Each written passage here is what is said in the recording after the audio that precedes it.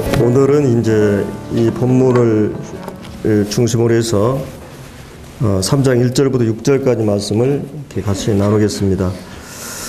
여기 이제 1절에 보면 이러함으로, 이 말씀은 전에 하신 말씀들과 연관이 돼 있죠. 이러함으로 지금 이제 그가 사도 바울이 감옥에 갇히게 된 그 이유들을 여기 두 가지로 말하고 있죠. 그리스도 예수의 일 때문에, 그 다음에 이제 너희 이방인들을 위하여.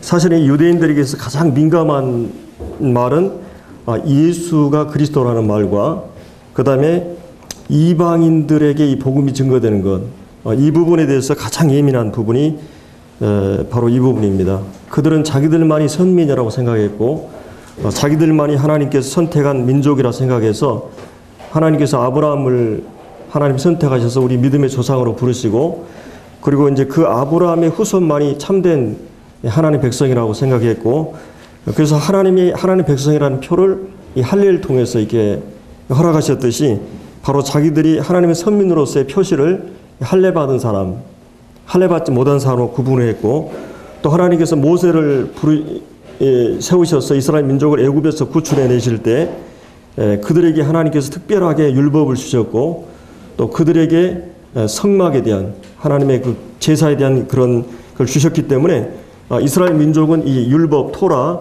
이 하나님 말씀과 그 다음에 성전을 중심으로 그들의 모든 삶의 구심점이 형성이 됐던 것입니다.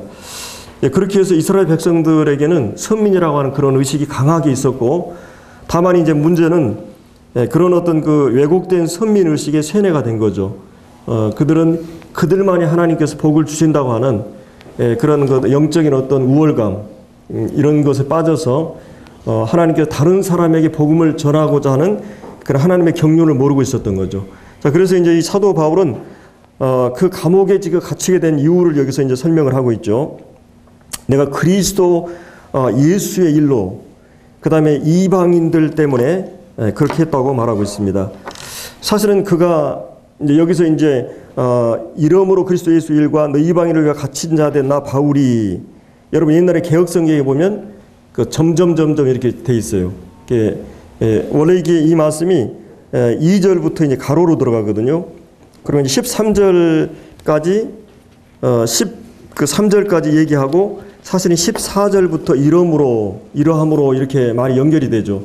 사실은 이 문장으로 보면 2절부터 이제 13절까지는 괄호 속에 들어간 말이에요. 그거 어떤 말을 하다가 우리가 이제 설명이 필요할 때나 그런 거 할 때 이 괄호 속에다 이제 설명을 넣는 걸 볼 수 있는데, 이 사도 바울은 원래 이 원어 성경에는 여기 2절부터 이 13절까지가 괄호 속에 들어간 말입니다. 갑자기 그 어떤 얘기를 하다가 문장을 중단하고 이 파격 구문이라고 그러죠. 이탈 구문을 쓰는 거예요. 주제를 계속 쓰는 게 아니라, 이것을 왜 그러느냐 하면, 이게 이제 사도 바울이 바로 영적인 아비로서, 목회자의 그런 심정으로서 성도들이 자기가 한 말에 오해가 있거나 이해하기가 힘들 때 그런 것들을 풀어서 써줍니다. 가로 속에다가. 그래서 이제 그런 목회적인 그런 심정으로 그런 어떤 신학적인 논문이나 아니면 문학적인 걸작품을 만들기 위해서 화려한 수식이나 문체를 지금 구사하기 위한 이 글을 쓴 게 아니고, 아주 평범한 성도들에게 이 생명의 말씀을, 진리의 말씀을 잘 이해하도록 쓰기 위한 것이기 때문에 그가 그런 오해들을 설명하기 위해서 그렇게 한 겁니다. 왜냐하면 사도 바울이 에베소라는 지역에서 성도들에게 복음을 전하고 하나님이 어떤 분이고 예수님이 어떤 분인가에 대해서 많은 설명을 했어요. 하나님은 정말 사랑의 하나님이다. 하나님께서 우리의 모든 인생 가운데 신실하게 우리를 붙들고 계시다. 우리를 이렇게까지 해서 구원하셨다. 그리고 우리의 모든 생애 가운데 어떤 목적을 가지고 우리의 삶에 개입하신다. 이런 하나님에 대한 설교를 수없이 많이 했을 거예요, 이 사도 바울이. 근데 사실은 사도 바울이 지금 감옥에 있잖아요. 어떻게 보면 이것은 우환이잖아요. 갑자기 내게 예측할 수 없는 상황이 닥친 거예요. 성도들이 생각할 때는 오해가 일어날 수 있어요. 왜 하나님을 신실하게 믿는 저 성도에게, 저렇게 경건하고 의롭고 신실한 성도에게 이 고난이라고 하는 것이 오는가?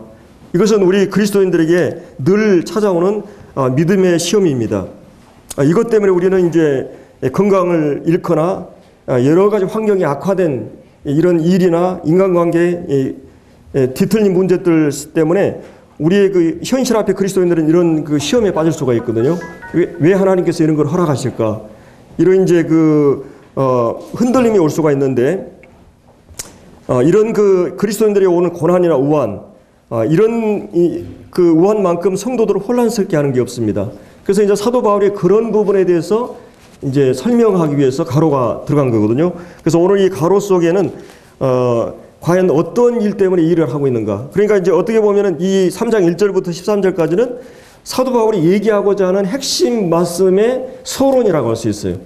뭔가 얘기하기 전에 먼저 서론적인 얘기를 하고 있는 것입니다. 그리고 궁극적인 목적이 어디 있느냐? 사도 바울이 기도 속에 있어요. 그래서 14절부터 21절까지 사실은 그 에베소서의 가장 최절정을 이루는 하나님이 인간을 향한 궁극적인 목적, 최종적인 목적이 뭐냐? 이것은 하나님께서 하나님 자신의 충만함으로 사람들을 충만케 하시는 일이에요. 거기에 이제 여러분들이 19절에 이제 보면은 하나님의 모든 충만하신 것으로 너에게 충만하게 하시기를 구한다. 사실은 이건 어마어마한 말이거든요. 사도 바울을 그토록 감동시키고 흥분시켰던 그를 놀랍게 하고 정말 놀라운 그런 이 말씀이 뭐냐? 정말 이 말씀을 생각할 때마다 그 마음이 너무나 벅찼던 사건이에요. 하나님의 충만하심으로 하나님 자신의 생명과 그분의 속성과 영광과 그 모든 충만하심을 구원받은 성도들 안에다가 온전하게 충만하게 채우고 궁극적으로는 주님의 나라에 가서 그 모든 충만이 거기에 이룰 수 있는 이 어마어마한 그 진리들을 선포하기 전에 서론으로서 지금 이 말을 하고 있는 것입니다. 이 괄호 속에다가. 그래서 왜 이 사도 바울이 이 이야기를 중단하고 괄호를 파격구문을 썼는가? 어떻게 보면 이제 삼천포로 빠진 거죠. 어떻게 생각하면 그런 목회자의 심정으로, 그리고 성도들이 고난받는 것이 어떤 의미가 있는가, 그리고 이 복음이 증거되고 이 영광스러운 진리가 증거되는 데 있어서 어떤 위험한 일들이 계속 도사리고 있는가를 이제 그에게 말해 주고 있습니다. 그래서 이제 우리가 이 빌립보서도 보면서 사도 바울이 빌립보서 1장 12절에서 나의 당한 일이 오히려 복음의 진보를 가져왔다. 그리고 이것이 온 시대 안에 이 복음이 확산되고 이 감옥 바깥에 있는 많은 빌립보 성도들이 로마 성도들이 그것 때문에 오히려 사기가 꺾인 게 아니라 사도 바울이 감옥에 들어갔다는 사실 때문에 수없이 많은 성도들이 막 더욱 일어나서 복음을 증거하게 되었다. 이런 여러 가지 얘기들을 이제 하는 것을 볼 수가 있습니다. 바로 이제 이 세상의 가장 큰 고통과 환난, 이런 것들이 이제 특별히 일꾼들이나 목회자들, 전도자들에게 찾아오는데, 오히려 이것은 하나님께서 세상으로부터 정을 떼고, 그 다음에 이제 정말 이 복음을 위해서 더 적극적으로 복음을 전하게 하기 위해서 이렇게 하는 걸 우리가 이제 이 말씀 가운데 볼 수가 있습니다. 그래서 사도 바울이 먼저 그 얘기를 하고 있어요. 그래서 2절부터 13절까지 얘기하고 13절 마지막에 그러면 너에게 구한다. 너희를 위한 나의 여러 환난에 대해서 뭐라 그랬어요? 낙심하지 말라. 내가 감옥 중에 열악한 환경 속에 이 고난 속에 있는데 이 환난을 당하는 것 때문에 너희들이 지금 에베소 성도들이 감옥 속에 있는 바울을 생각하면서 근심하거나 낙심하지 말라. 이는 너의 영광이다. 가장 이것이 영광스러운 일이다. 복음대로 받는 고난, 이것이 가장 수지 맞는 일이다. 그 얘기를 끝내고 나서 그가 하고 싶은 얘기를 이제 14절부터 진행해 가고 있는 것을 우리가 볼 수가 있습니다. 그래서 우리 그리스도인들에게는 이 고난이 옵니다. 그래서 이 고난을 통해서 하나님께서 하나님의 사람들을 더욱 강하게 견고하게 만들어가요. 그리스도인들이 경건하게 살고자 하는 자는 반드시 핍박을 받게 됩니다. 복음에 합당한 삶, 복음에 일치되는 삶을 살려면 반드시 고난은 불가피하게 찾아와요. 너희가 하나님 나라에 들어가려면 많은 환난을 겪어야 한다 그랬어요. 이 환난을 통해서 하나님은 하나님의 사람들을 만들어 가시요. 그리고 이 세상으로부터 우리를 정을 떼게 하고 하나님 나라에 대한 소망으로 더욱 바라보게 하기 위해서, 그리고 나 자신보다 하나님을 더 의지하게 하기 위해서, 이 방법이 없이는 우리 그리스도인들이 결코 이 믿음이 세워지지 않기 때문에 하나님께 그런 것 때문에 이제 이 괴로움을 하라가시요. 그래서 너희를 위한 이 받는 괴로움을 기뻐한다. 이 골로새서에 보면 그리스도의 남은 고난을, 주님께서 십자가에서 모든 고난을 다 받으셨는데 그리스도의 남은 고난이 있다 그랬어요. 그럼 그리스도가 이루신 이 구속 사역을 전달해서 구원받게 하는 사역에도 바로 십자가의 사역처럼 그런 원리와 방법으로 고난의 과정을 통해서 이 영혼들을 얻게 된다고 하는 것입니다. 이걸 이제 골로새서 1장 24절에서 바로 이 십자가의 구원이 바로 이제 고난을 통해서 이루어졌던 것처럼 이 사람들을 구원하고 자녀를 모으는 일에도 바로 십자가의 이 고난의 과정과 고난의 방법을 통해서 사람들을 구원한다고 하는 것입니다. 자, 우리가 이제 어떤 사람이 정말 그 사람이 참말을 하는가 거짓말을 하는가 확인하는 방법이 뭐겠어요? 그냥 어떤 사람한테 너 그거 진짜야 아니야 이렇게 이제 실험하는데 그 사람이 이제 이업을 하거나 그러면 아니 잘 모르겠다고 이렇게 하면 뭐예요? 뭔가 그 말에는 무게가 없는 것이죠. 그럼 어떤 사람이 그 말을 하는 데 있어서 목숨을 걸 때는 그 말 때문에 자기 목숨을 생명을 걸 때는 거기는 뭔가 진실이 있어요. 사실은 이 사도 바울이 정말 이 거짓말하는가 참말하는 것을 확인하는 그 중요한 방법은 그가 목숨을 걸고 말하는가를 보면 가장 확실해요. 이 사도 바울은 이 복음이 사실이고 진리이기 때문에 이것보다 더 중요한 것이 없기 때문에 그런 목숨을 빼앗아도 바보가 되어도 마물에 찌개가 되고 모든 사람의 구경거리가 되어도 자기는 이 복음 전하는 것에 목숨을 겁니다. 목숨을 걸었기 때문에 그런 유대인들에게 많은 위협을 받았어요. 그리고 그것 때문에 지금 감옥에 있는 것입니다. 내가 감옥에 있다고 하는 것은 이것이 사실이기 때문에 그렇다는 것이에요. 이것이 만약 거짓말이나 내가 잠깐 스쳐가는 그런 일이라면 자기는 감옥에 들어갈 아무런 이유가 없다고 하는 것입니다. 그래서 우리의 신앙을 확인하는 가장 확실한 것은 우리가 환난을 당해보면 금방 알 수 있어요. 우리의 이 믿음의 진실성은 바로 환난을 통해서 알 수가 있게 됩니다. 사도 바울은 자기의 돈에 또 어떤 그 연인과의 사랑에 세상의 명예에 권력에 목숨을 건 게 아니에요. 이 진리 때문에 이 복음의 진리 때문에 자기 생애를 거기에 올인하고 던진 것입니다. 거기에 진실을 위해서 그렇게 한 것입니다. 그래서 우리가 이제 오늘 이 본문에서 사도 바울이 이제 비밀이라는 말을 여러 번 쓰고 있죠. 이 비밀이라는 단어를 이제 여기서 이제 쓰고 있습니다. 거기 이제 3절에도 이 비밀에 대한 말을 하고 있어요. 또 4절에서도 비밀에 대한 말을 하고 있습니다. 사실은 이 국가가 세워지기 위해서는 두 가지 중요한 조건이 있어요. 하나는 그 국가의 국방력입니다. 물론 많은 다른 것이 있지만은 국방력이 무너지면 이 국가 자체가 무너지게 돼 있죠. 그리고 또 한 가지는 이제 경제력입니다. 이 빵 문제가 해결되지 않으면 국가는 이 위협에 처하게 되죠. 그래서 이 국방력과 경제력에 있어서는 굉장히 중요한 비밀들이 많아요. 이 국가 기밀들, 군사 기밀들이나 정보, 그리고 이제 이 기업이나 회사 같은 데도 지금은 이제 국정 없는 무한 경쟁, 이 무역 전쟁이라 그러죠. 그래서 이런 이 기술력, 첩보 활동처럼 특별히 선진국이나 이런 데는 반도체나 우주, 생명 이런 과학에 대해서 엄청 엄격한 보안을 유지하고 있습니다. 국가의 그 군사력이나 경제력에 대한 그런 중요한 그런 기술이 앞서기 때문에 이 국력이 달라지거든요. 이 사실은 무기에 의해서 국력이 달라집니다. 그래서 그 많은 국방비에 많은 그 국가의 예산을 투자하는 것은 어떻게 보면 굉장히 경제적으로는 손실이잖아요. 근데 거기에 목숨을 거는 것은 사실은 지금 미국이나 중국, 세계적인 강국들은 뭡니까?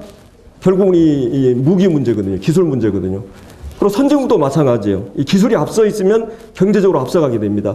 그래서 이제 이런 것 때문에 이 국가 기밀이 있게 되고 그런 중요한 기밀들이 있게 되는데 이 사도 바울은 여기서 얘기하고는 이 비밀이 뭐냐? 원래 이제 그 비밀이라는 단어가 제가 언젠가 시크릿 누구누구하가만 알 때 쓰는 이 스킬이라는 맛이 있죠. 그리고 또 한 가지는 미스테리온이라는 헬라어가 있는데 이것은 그 보면서도 보지 못하고 들으면서도 깨닫지 못해서 쓰는 말을 미스테리라고 그러죠. 미스테리. 그러니까 예수 그리스도가 이 땅에 오신 사건은 어떻게 보면 하나님의 비밀이었죠. 그러니까 예수님이 성육실 하신 것은 사실은 믿음을 갖고 있는 사람들에게는 그게 미스테리가 아니에요. 그러나 이 세상 속에서는 그분이 미스테리예요. 하나님과 사람이 결합되어 있고 이 두 본질이 한 인격 속에 담겨져 있어요. 하나님 되신과 사람 되심이. 그리고 그분이 성령으로 잉태했어요. 이건 인간의 어떤 이성이나 논리나 과학으로 설명될 수 있는 게 아닙니다. 그리고 그분이 이 땅에 살아가면서 그 기적과 능력을 표적을 행하는 것. 어떻게 보면 사람들이 볼 때 우리가 어떤 사람을 만날 때 처음에 보니까 굉장히 별볼스럽게 보여요. 꺼벙하게 보고 말도 막 어눌하고 이렇게 봤는데 알고 보니까 이 사람이 막 그냥 한 뭐 이 외국어로 막 한 뭐 5개 한다든지 박사학위가 막 5개 있다든지 겉으로 보기에는 굉장히 뭐 별 볼 일 없게 외모는 보이는데 알고 보니까 이 사람이 어마어마한 사람이에요. 실력가예요. 우리가 그런 걸 느끼죠. 그러니까 사람들이 예수님 봤을 때는 겉으로 보기에는 아무런 뭐 볼품이 없었어요. 근데 알고 보니까 예수님이 어떤 분이에요? 어마한 분이에요. 근데 그것도 세상 사람들은 그렇게 인정하지 않아요. 믿음을 갖고 있는 눈을 뜬 사람만이 그분을 그렇게 보는 거예요. 그러니까 하나의 미스테리예요. 세상 속에서는. 예수 그리스도가 미스테리입니다. 그리고 이제 오늘 이 본문에서 2가지로 비밀을 말하는데 바로 이제 이 4절에 나오는 이 그리스도의 비밀. 그리스도의 비밀은 뭐예요? 그리스도에게 감춰졌던, 그리스도에게 품고 있었던 그 비밀은 바로 교회입니다. 하나님의 비밀, 하나님 품속에 있던 비밀, 하나님 영혼 속에서 간직했던 비밀은 뭐예요? 그리스도예요. 그래서 오늘 이 본문에서는 바로 이 그리스도, 복음과 교회 진리가 이 비밀이라는 것이에요. 우리 오늘 한 해 첫 해를 시작하면서 여러분들이 성경 전체 연구하면 이 2 단어로 요약할 수 있어요. 그리고 교회가 존재하는 가장 중요한 목적은 바로 이 2 가지 때문이에요. 이것을 좀 더 확대하고 깊이 있게 하는 것 뿐이거든요. 그래서 이제 오늘 사도 바울은 여기서 보면 너희를 위하여 내게 주신 하나님의 그 은혜의 경륜을 너희가 들었을 터이라. 이 은혜의 경륜. 바로 이제 이 은혜의 경륜. 그리고 이제 7절에도 그런 말씀이 있죠. 이 복음을 위해서 그의 능력 역사하신 대로 내게 주신 하나님의 은혜의 선물. 하나님의 은혜의 선물, 하나님의 은혜의 경륜. 이 하나님의 은혜의 선물과 하나님의 은혜의 경륜이 하나님에게서 하나의 비밀이었어요. 근데 이 비밀이 누구에게 먼저 지금 나타난 거예요? 사도 바울에게 이 비밀이 계시되었어요. 사도 바울이 그가 이 비밀을 알지 못했을 때는 이 비밀을 향해서 대적하고 싸웠어요. 정말 이 투구 이 소처럼 그냥 그 씩씩거리면서 예수 믿는 자들을 다 잡아서 체포해서 전멸하기 위해서 그가 다메섹으로 가다가 예수 믿는 자를 사로잡고 체포하기 위해 가다가 그가 예수님께 사로잡힌 바 됩니다. 그리고 그가 이 예수 그리스도의 사랑 앞에 그분의 존재 앞에 완전히 무릎을 꿇게 돼요. 그리고 왜 나를 핍박하느냐? 예수님이 그 한마디 말씀에 당신이 누구십니까? 근데 주님 뭐라 그래요? 내가 네가 핍박하는 바로 예수다. 예수님이 바로 이 사도 바울에게 자기를 계시한 거예요. 내가 바로 예수다. 내가 바로 너희들이 그토록 기다리는 그 메시아다. 그래서 사도 바울은 그러고 나서 이 다메섹으로 가서 그는 3일 동안 음식을 먹지 않고 3일 동안 하나님께 기도합니다. 그가 지금까지 그가 기도했지만은 유대인으로서 기도하고 수없이 많은 그런 그 훌륭한 기도를 했지만은 그러나 진정으로 기도하지 못했던 거예요. 이제 그런 그 곳에서 기도하기 시작한 거예요. 그리고 그가 그토록 핍박하고 전멸하고 수대반을 순교시키고 온 교회를 막 박해했던 그 바로 예수가 그토록 우리 조상이 기다렸던 구약에 약속했던 그 메시아구나. 이 진리가 그에게 깨달아진 것이. 그리고 주님이 자신을 계시한 겁니다. 그 계시가 사도 바울에게 먼저 임했어요. 그리고 그 깨달은 계시를 그가 깨달은 계시 그리고 이 복음을 깨달은 모든 사람들이 이제 그 복음을 증거하는 먼저는 이 복음을 깨달았어요. 사도 바울은 먼저 복음을 알게 됐어요. 12 사도들이 직접 목격하고 알게 된 그 예수를 사도 바울이 이제 직접 계시를 받은 거예요. 그분에게. 그리고 그는 이제 계시를 받고 이 계시를 따라서 전도하는 일 때문에 바로 이 감옥에 갇히게 됐다 이거예요. 그거를 지금 여기서 얘기하고 있는 것입니다. 여러분 이 훌륭한 교사는 이 반복하는 것이에요. 여기 2절 보면 이 3절에 보면 계시로 내게 비밀을 알게 하신 것은 내가 먼저 대강 기록한 것 같다. 간단히 기록했다. 이게 바로 이제 2장이나 1장에 기록이 있죠. 바로 이 우리가 허물과 죄로 죽었던 너희를 살리시고 이방인과 유대인이 하나 되었다고 하는 이 계시에 대한 비밀을 간단하게 기록을 했어요. 4절에 보면 그것을 읽으면 바로 이제 그 말씀을 읽으면 내가 그리스도의 비밀을 깨달은 것을 너희도 알 수 있리라. 사실은 이 깨달은다고 하는 것은 놀라운 거죠. 하나님의 성령의 도우심 없이는 하나님 우리 은혜로 주신 것을 깨달을 수 없어요. 하나님께서 이 어마어마한 비밀의 경륜을 역사 속에 드러내셨어요. 구약의 그림자나 모형적으로 간접적으로 했지만 예수님이 오심으로부터 그 계시를 역사 속에 드러내셨어요. 그리고 그 예수님께서 그 하나님의 비밀의 경륜, 어마어마한 경륜인 것입니다. 여러분들이 영화나 드라마 광고를 가끔 이제 이런 식으로 설명하는 경우가 있어요.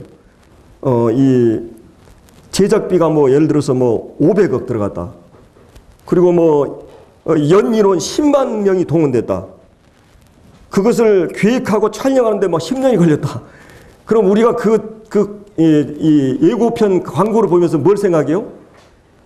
야, 이 까무라치게 놀랍게 되고 그 영화 무슨 영화길래 이렇게 많은 그런 그 배우들 캐스팅하고 이렇게 어마어마한 제작비가 들어갔을까? 그렇게 생각하지 않아요?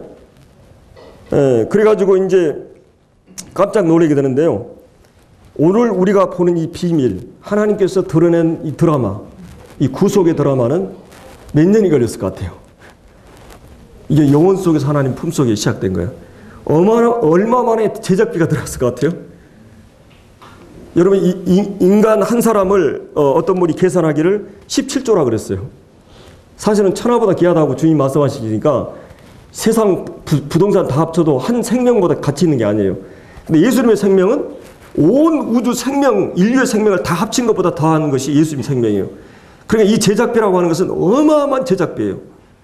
이 어마어마한 제작비를 들어서 이 구속의 드라마를 하나님께서 전개하신 것입니다. 이건 어마어마한 일이에요.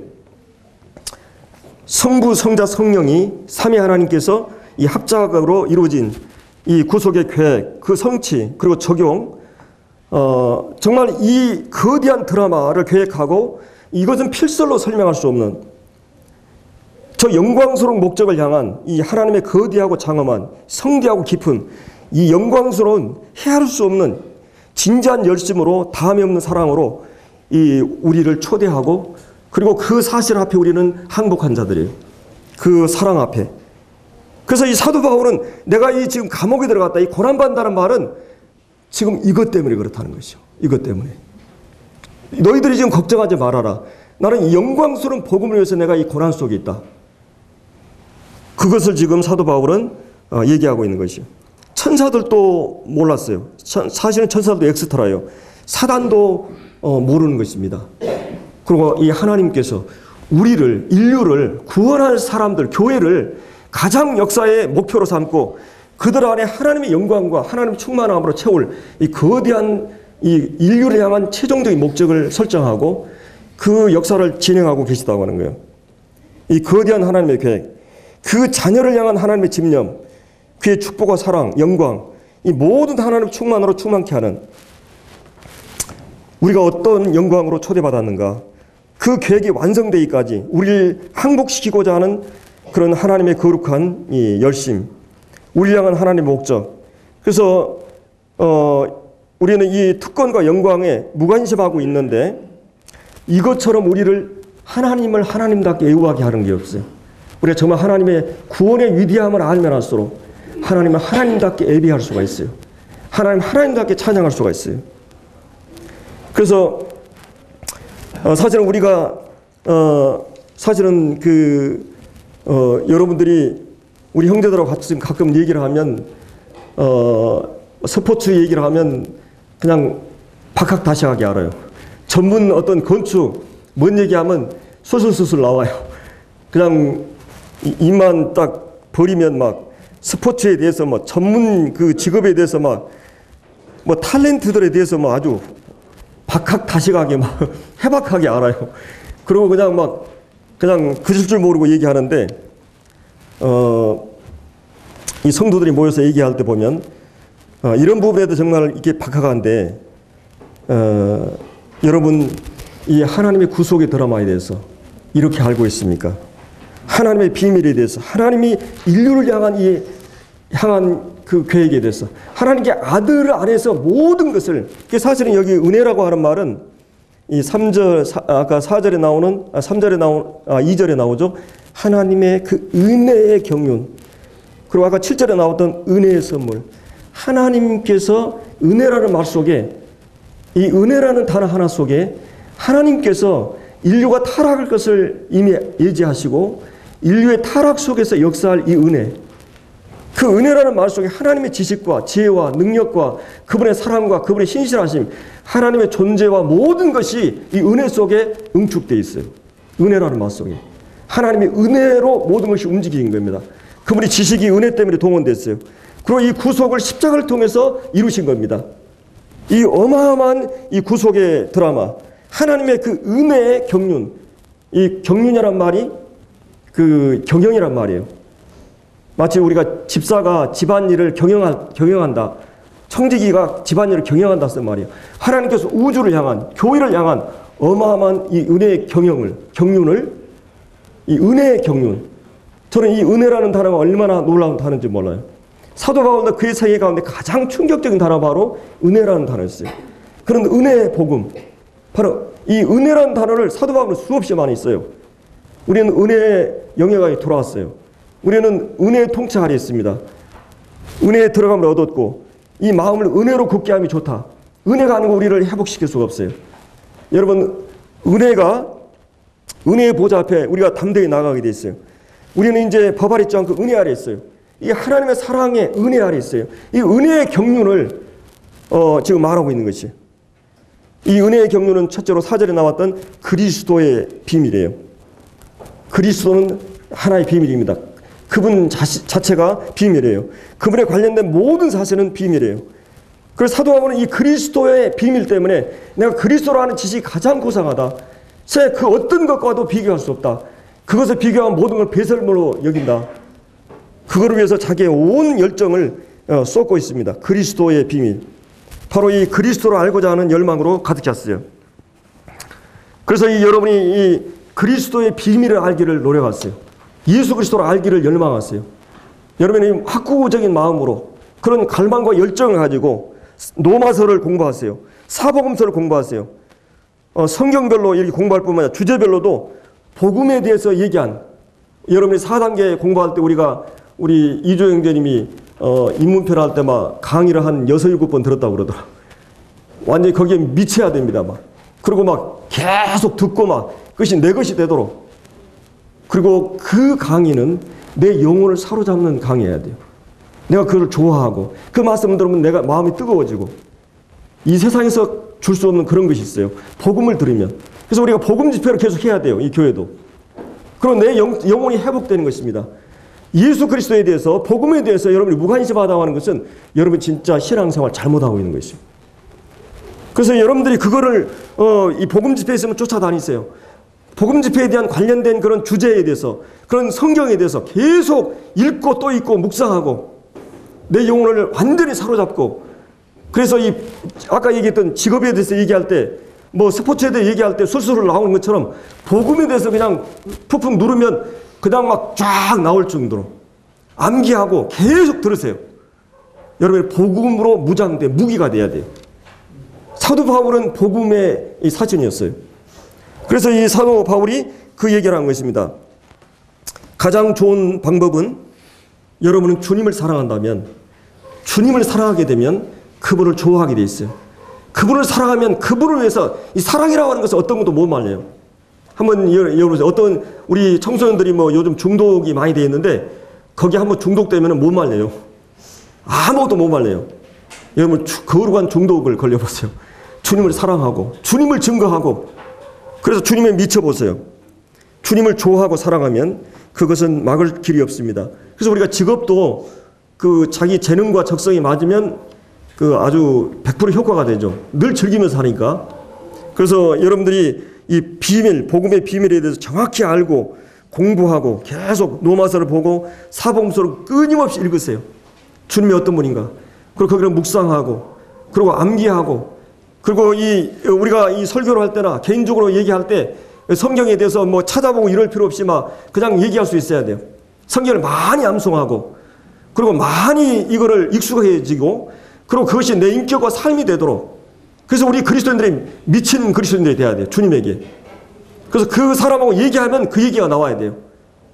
다른 얘기가 아니라. 이 복음에 정말 이렇게 미친 자들이 돼야 되고, 그리고 이 복음을 삶 전체로 온 마음과 몸으로 살고 전하고 드러내는, 이것이 이제, 그리고 이 교제할 때 성도들과 세상을 향해서는 그 예수 그리스도를 삶을 통해서나 언어를 통해서나 인격을 통해서나 이 전하는. 이것을 우리가 이제 힘써야 됩니다. 사도 바울은 지금 이 복음을 알기를 열망했어요. 복음을 전하는 것, 온 몸과 마음과 생애 전체를 들여서 이것 때문에 지금 사도 바울은 이 감옥에 들어갔다고 하는 것이. 사도 바울은 지금 그 얘기를 여기서 하고 있는 것입니다. 그래서 이제 여기서 이 두 가지 비밀을 얘기했죠. 한 가지는 뭐였어요? 바로 이 그리스도의 비밀, 4절에 그리스도의 비밀. 이게 이제 복음이죠. 이 복음의 비밀을 깨달은 것을, 이 깨달은다고 하는 단어는 참 놀라운 단어죠. 이 성령께서 비침을 주셔야 돼요. 그리고 평소에 알고 있었던 것이, 그러니까 많이 알고 있는 게 좋아요. 안 알고 있는 것보다. 저는 말씀을 듣다가도 깨달아요. 교제하다가 깨달아요. 말씀을 보다가도 깨달아요. 길을 가다 묵상하다 깨달아요. 어떤 형제가 딱 야단쳤는데 그것 때문에 깨달은 적이 있어요. 또 이 주님이 모든 방법을 통해서 영적으로 깨어있으면 깨닫게 돼요. 깨달은 것은 잘 안 잊어먹어요. 내가 깨달은 것은. 사실은 여러분들이 어떤 것을 잘 알고 있다고 생각했는데 그 내용에 대해서 막상 이 말을 하려고 그러면 잘 안 나올 때가 있어요. 또 실천하려고 하면 잘 안 될 때가 있어요. 사실 내가 알고 있는 것과 실천하는 것 다르거든요. 내가 말하는 것보다 실천하는 건 달라요. 내가 그들에게 사는 것은 다르거든요. 그래서 이 반복이 필요한 거예요. 그래서 훌륭한 교사는 이 반복하는 것입니다. 그래서 오늘 이 사도 바울도 지금 계속 에베소 전체에서 반복해요. 그래서 우리가 문영재가 한번 저한테 그러더라고요. 형님 빌립보서 하는데 형님 하던 얘기 자주 하더라고요. 예, 저 계속 할 거예요. 막 기가 닳도록 막 기가 못이 박도록 해야 돼요. 그리고 그것이 하나의 타성으로 듣는 게 아니라 그것이 내 영혼을 사로잡고 감동이 되고, 그리고 그 들었던 말이 어느 날 내 것으로 더 확실하게 깨달아지고 굳어지고, 그래서 내가 그것을 내 방법으로 얘기할 수 있는, 내게 주신 이 하나님의 경륜, 이 놀라운 복음에 대해서 우리가 다 미친 자들이 돼야 된다고 하는 것이. 그리고 이제 또 한 가지는 이 복음의 이 비밀이 뭐였어요? 여기 이제 5절에 나오는 이제 이 거룩한 사도들과 선지자들에게, 사도들과 이 거룩한 하나님께서 특별하게 구별한 사도들, 이 엄격하게 12사도, 이 사도들이란 말은 좁은 의미에서 12사도지만 넓은 의미에서는 모든 성도들이 사도들이에요. 이 사도란 말은 하나님께서 어떤 심부름을 했다, 심부름 시켰다, 보냄을 받은 자라는 말이에요.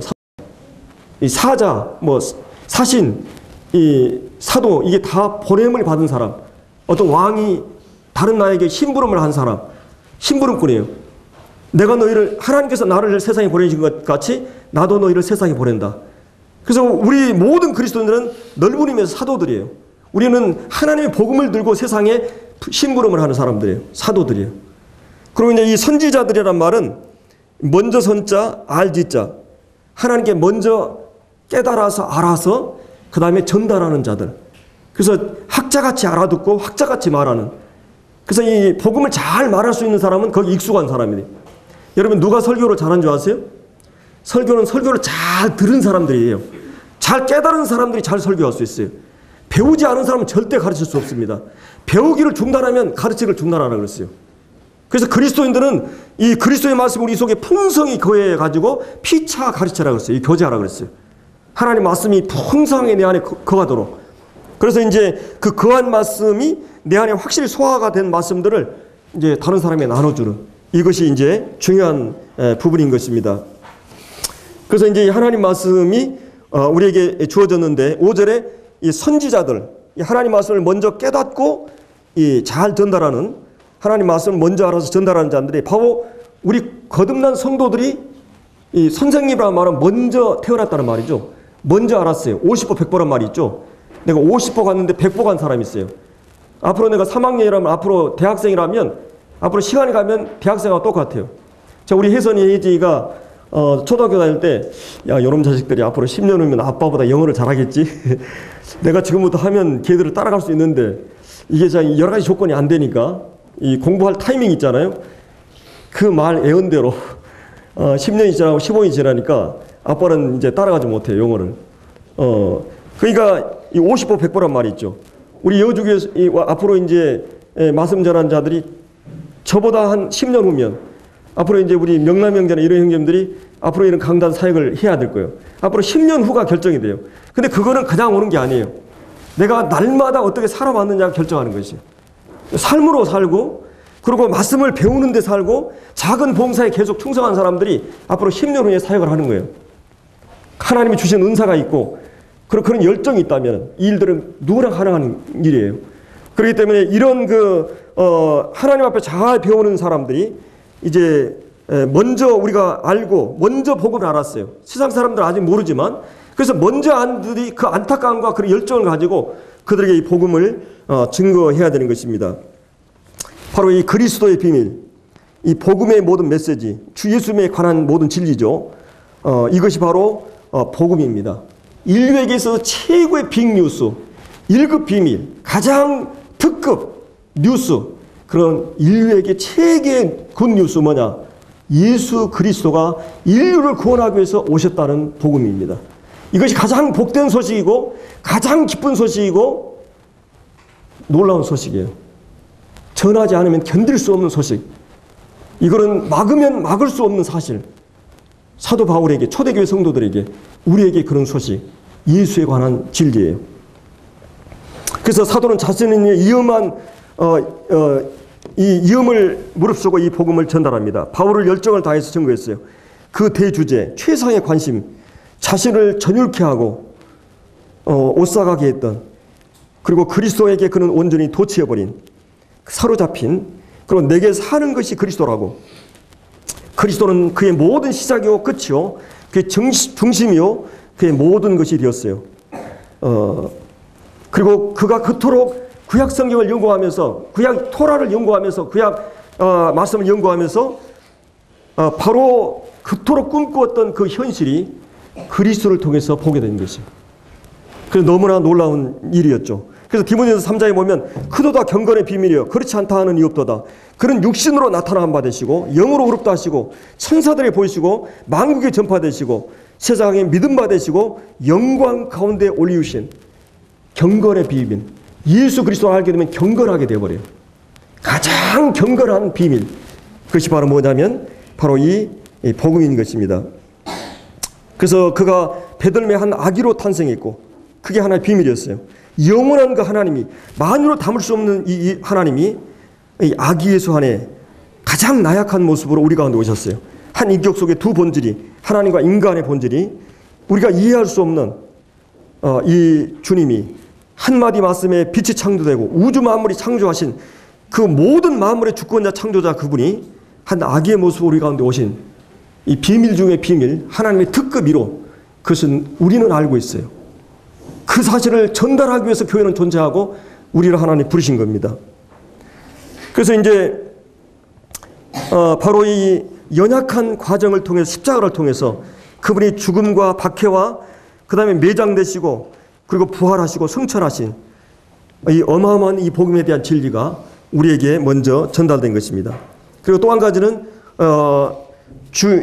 두 번째는 이 특별한 비밀이 이제 아까 5절에 제가 거룩한 사도들과 선지자들에게 성령을 통해서 나타내셨다 그랬어요. 이 구약에서 이 다른 세대, 구약 세대에서는 사람 아들들에게 이렇게 알리지 않았어요. 이 복음의 비밀, 예수님을 사도들처럼 직접 보게 해가지고 성령이 예수님 안에 역사하시고 사도들 안에 역사해가지고 보게 하는 이 역사를 구약의 방법으로는 이렇게 하지 않았어요. 구약에는 이게 하나의 모형이고 그림자였어요.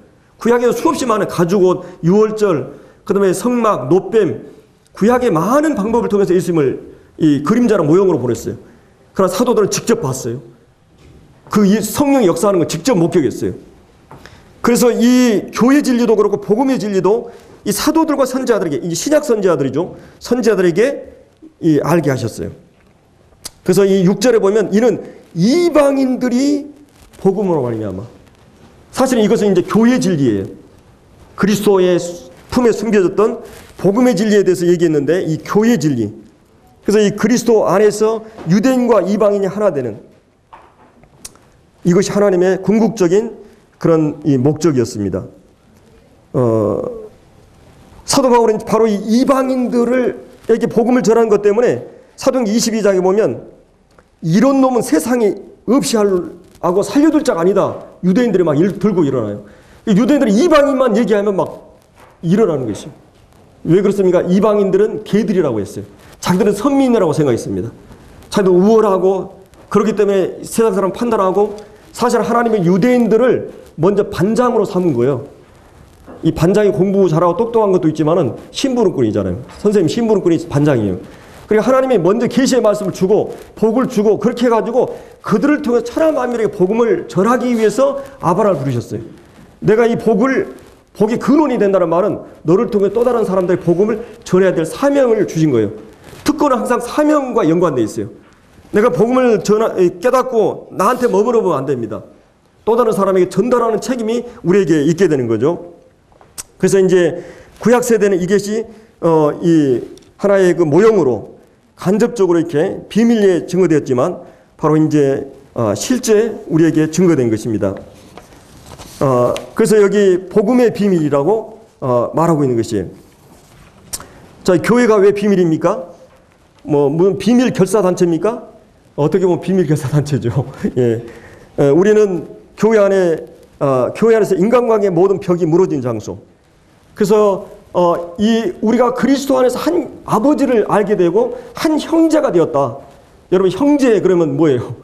거기에 친밀감이 있고 서로 사랑이 흐르고 교제가 깊어지고 이 평안을 누리고 놀라운 기적, 역사의 최고의 기적이 뭐냐? 장벽이 무너지는 것이죠. 우리의 소원은 통일인데 우리의 독립은 우리의 소원은 독립이었어요.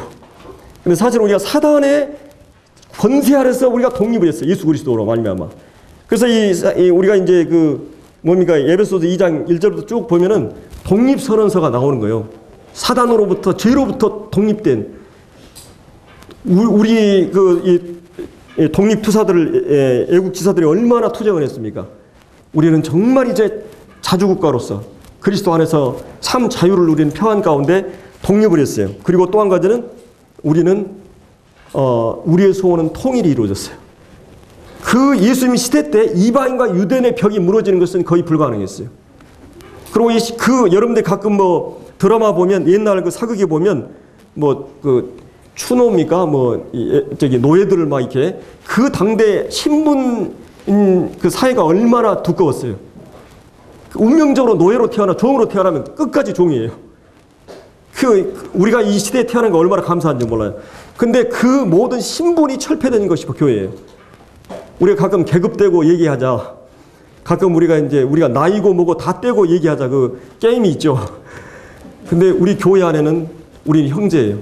군대 계급을 다 떼고 직장에서 계급을 다 떼고 우리 여기서 형제예요. 형제는 계급이 없어요. 우리 그리스도 안에서 한 형제로서 교제한 장소. 이게 바로 교회인 것입니다. 이 견고한 벽이 유대인과 이방인의 벽이 무너지고 종과 자유인, 지식인과 무식한 사람, 배운 사람, 못 배운 사람, 있는 자 없는 사람 이런 모든 것이 철폐된 것이 바로 그리스도 예수 안에서 우리가 하나 된 것입니다. 그래서 이제 이 오늘날 안타까운 것은 이 교회 안에 벽이 자꾸 생기고 있죠. 서로 사랑해야 될 이 벽이 자꾸 생기고 있고 소외가 자꾸 일어나고 있는 것을 우리가 이제 보고 있습니다. 그러나 우리는 그리스도 예수 안에서 하나라고 하는 것이에요. 소통이 안 되죠. 그래서 이런 소통을 위해서 요즘은 핸드폰입니까? 이 트위트 해가지고 이게 하는데 저도 가끔 새 소식을 알리는데 좋더라고요. 하여튼 이 교제가 이루어져야 되는데 여기 6절에 나오는 그리스도 예수 안에서 이방인과 유대인이 이 함께라는 단어가 굉장히 중요합니다. 상속자가 되었다. 이 상속자라는 말은 자녀가 아니면 상속자가 될 수 없어요. 여러분 어느 날 구원받았어요. 이거는 여러분이 복권 당첨됐다든지 이런 것보다 비교가 안 돼요. 여러분 어느 날 구원받았어요. 어느 날 내가 딱 구원받았어요. 그러면 이 말은 뭔 말이냐면요. 삼성 이건희 회장 아들로 태어난 것보다 비교가 안 돼요. 어떤 옛날에 절대 권력 갖고 있는 왕으로 태어난 것보다 비교가 안 돼. 이거는 하나님 아버지의 아들로 태어나버린 거예요. 하나님 아버지의 모든 유산 상속받은 그런 상속자가 되었다는 것이죠. 어마어마한 일이죠. 그리스도 예수 안에서 그리스도와 더불어 이제 예수님이 우리의 맏형이에요. 제가 여러분보다 좀 형님이죠. 먼저 구원받았으니까 형님 동생이에요. 우리는 그리스도 안에서 이제 한 형님이에요. 형제예요. 이거 우리는 자녀예요. 우리가 자녀가 되었다. 어마어마한 진짜 뭐 도랑치고 가재 잡고 마당 쓸고 돈 줍고 뭐 매부 줬고 뭐 줬고 뭐 꽁 먹고 알 먹고 한데 예수 믿고 나니까 어마어마한 것이 우리가 와버린 거예요. 우리가 하나 구원받았다는 것은. 여러분 함부로 대하지 마세요. 성도들. 함부로 대했다면 맞아요. 주님한테. 사도 바울이 예수 믿는 사람 하다가 뭐라 그랬어요? 예수 누구 핍박한다 그랬어요? 나 핍박한다 그랬어요. 예수 믿는 자를 핍박하는 건 나 핍박한다는 것이에요. 하나님 자녀를 핍박하면 절대 안 됩니다. 그들을 축복하고 기도하고 해야 되지. 그래서 이 상속자가 되었다. 그 다음에 이제 두 번째로 뭐라 그랬어요? 6절에 함께 지체가 되었다. 지체가 되었다. 이 몸과 머리는 분리할 수 없습니다. 이 머리 몸에 분리할 수 없어요. 모든 영광은 이 몸의 영광과 연관됐어요. 남편의 영광은 아내에게 신랑 신부의 영광이 있듯이 몸은 하나로 연합되었습니다. 이 희로애락을 함께하는 나누는 짐을 함께 나누고 서로 사랑하고 격려하는 한 지체, 한 가족, 우리는 한 몸의 존재들이에요. 서로 이 몸에서 떨어지면 이 가지에서 떨어지면 주님이 나를 떠나서 아무것도 할 수 없어요. 피와 산소 공급이 안 돼. 뒤로 썩어버려요. 내가 특별한 은사와 유능하기 때문에 나 따로 논다. 그 사람이 이제 교회에서 분리되면 그 사람은 금방 부패해버려요. 이 교제권에서 멀어지면 이 한 지체예요. 그리고 한 약속에 참여한 자. 이 현 세대의 약속은 주님 평안을 우리에게 주셨어요. 기도하면 모든 죄악에 뛰어난 평강을, 모든 기도를 응답하는 약속을, 성령을 선물로 주시고 하나님 말씀을 선물로 주시고 깨달은 은혜를 주시고 세상 끝날까지 항상 함께한다는 수없이 많은 약속이 있는데 이 약속에 하나님께서 우리에게 주신 약속에 참여한 자가 되었다. 근데 이 현실에서만 약속이 아니에요. 궁극적인 약속은 여러분이 까무러쳐 놀라울 약속이에요. 이런 놀라운 약속을 하나님 우리에게 주신 것입니다. 이 교회, 바로 이 이방인과 유대인이 온 신분을 떠나서 이 하나님의 교회가 세워질 것에 대해서 바로 이 교회 때문에, 이 복음 때문에 나는 이 감옥 속에 있다.